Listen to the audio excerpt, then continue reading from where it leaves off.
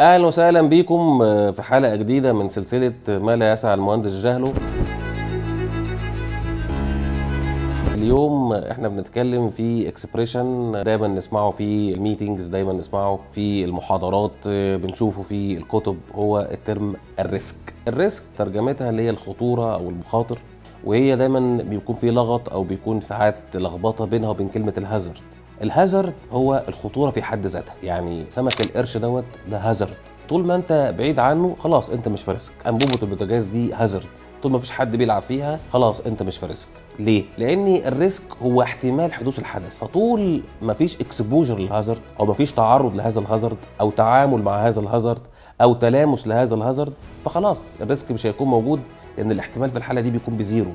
احتمال حدوث الحدث او احتمال حدوث الفيلير او احتمال باي قيمه هذا الاحتمال، هنا بينشا بقى الريسك. لان الريسك تعريفه ايه؟ احتمال حدوث حدث ومدى تاثيره.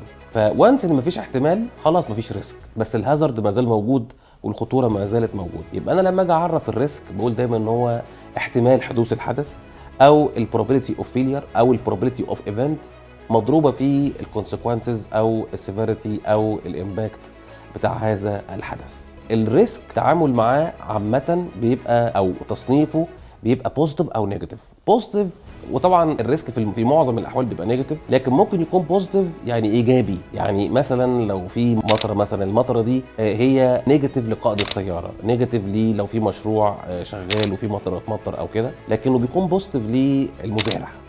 فاحتمال حدوث الحدث هنا بيعتمد على الحدث. احنا في مجال اداره الاصول والمرافق احنا دايما عندنا الحدث هو الفيلير، فدايما الريسك عندنا هو بيكون نيجاتيف. احنا اتعلمنا دلوقتي في الفيديو الصغير ده ايه الفرق بين كلمه ريسك وكلمه هازارد، وعرفنا ايه هو تعريف الريسك.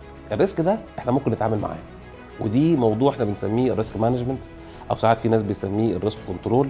فطريقه التعامل مع الريسك ممكن نخليها في حلقه تانية. فلو احنا عرفنا في الحلقه دي ايه الفرق بين الريسك والهازارد، او احنا عرفنا ايه هو تعريف الريسك، اعمل لنا لايك واعمل شير عشان المعرفه تعم.